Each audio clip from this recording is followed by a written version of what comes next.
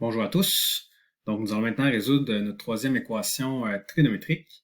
La particularité maintenant de cet exemple, c'est que maintenant, on va tenter de résoudre donc, cette équation-ci, donc cos de θ qui est égal à la racine de 2 sur 2, mais sur un domaine qui est tous les réels.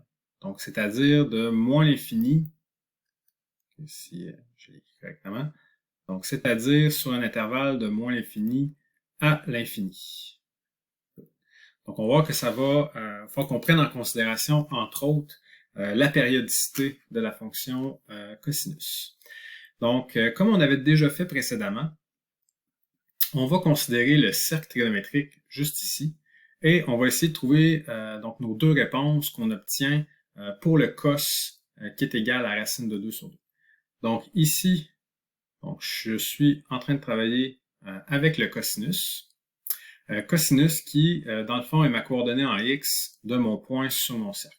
Donc, si d'abord je situe le racine de 2 sur 2, donc je vais le placer approximativement ici. Donc, j'ai mon racine de 2 sur 2.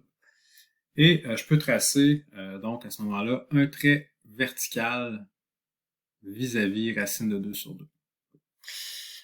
Si vous utilisez la calculatrice pour trouver la première réponse et que vous faites arcos de racine de 2 sur 2, ce que vous allez trouver, c'est en fait l'angle de pi sur 4, c'est-à-dire l'angle de 45 degrés.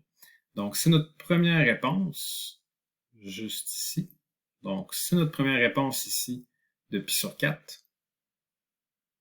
On peut obtenir notre deuxième réponse, donc c'est-à-dire juste ici. Et donc, l'angle qui fait tout ça. Donc, tout simplement en faisant 2pi moins pi sur 4. Et on obtient notre deuxième réponse. C'est ici. Donc, 2pi moins pi sur 4. C'est ici. Si vous faites le calcul, donc en faisant un déno commun, donc on obtient 8pi sur 4. 8pi moins pi, on est rendu à 7pi maintenant sur 4. Parfait. Donc, le cercle qu'on vient, les deux réponses qu'on vient de tenir, pi sur 4 et 7 pi sur 4, ce qu'il faut bien comprendre, c'est que on a trouvé les réponses sur un intervalle de 0 à 2pi, donc sur un tour complet. Maintenant, nous, ce qu'on a comme problème, c'est qu'on doit considérer θ sur de moins l'infini jusqu'à l'infini, c'est-à-dire un nombre infini de tours possibles. Okay? Sachant qu'un tour donc, correspond à 2pi, ça veut dire qu'une autre réponse, exemple pour le pi sur 4, eh bien, une autre réponse qui existe, si je continue à faire un autre tour complet, ben, je vais avoir pi sur 4 plus 2. Je pourrais aussi encore continuer à avoir pi sur 4 plus 2pi, donc plus 4pi, et ainsi de suite. Donc, on peut faire un nombre infini de tours de 2pi. Comment est-ce qu'on va symboliser ça? Tout simplement, on va inscrire ça ici. 2kpi. Donc, plus 2kpi.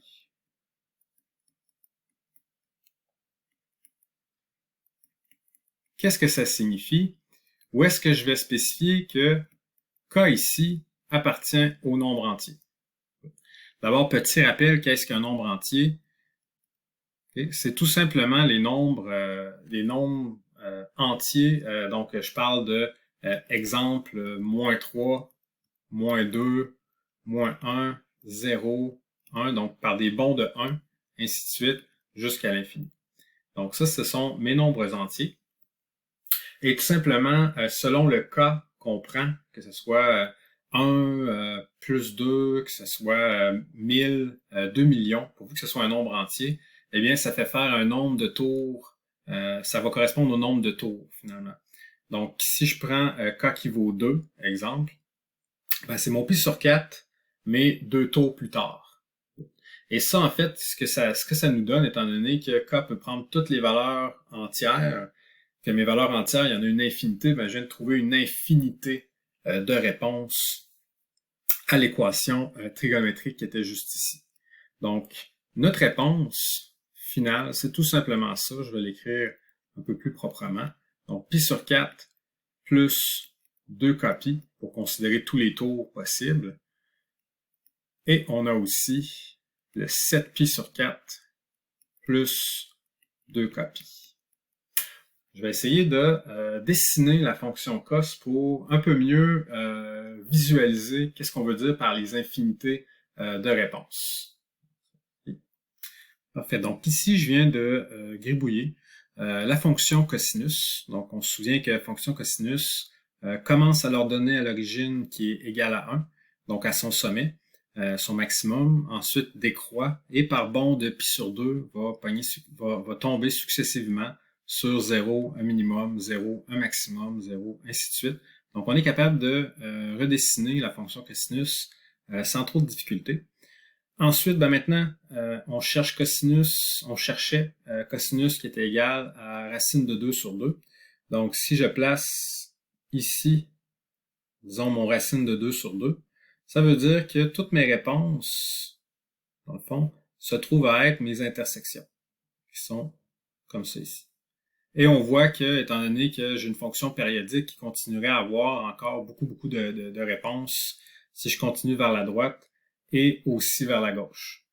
Donc, quand on a fait notre premier tour de 0, un tour complet qui correspond de 0 à 2π, les deux réponses qu'on avait trouvées initialement, c'était L ici, qui était à pi sur 4, et on avait trouvé L ici, qui était à 7π sur 4.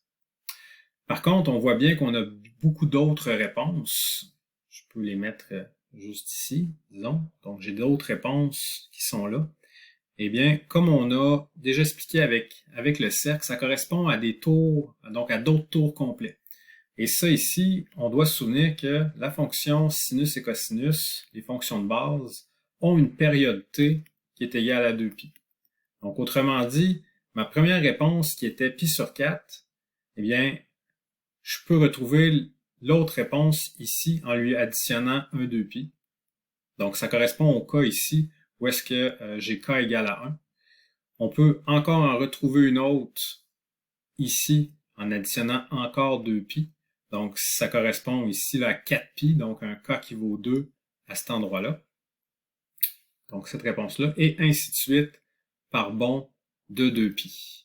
Donc, étant donné qu'on a une fonction périodique dont la période est égale à 2π, on peut retrouver ensuite les infinités de réponses. J'ai fait ça pour mon pi sur 4, mais évidemment, je peux très bien le faire pour, je vais prendre une autre couleur, disons en noir, pour mon 7π ici. Donc, mon 7π sur 4, lui aussi, si je lui additionne un 2π, je vais trouver cette réponse-là. Un autre 2π plus tard, je trouve une autre réponse ici. Et donc, ainsi de suite, je suis capable de trouver toutes mes infinités de réponses qu'on a inscrites de cette façon-là.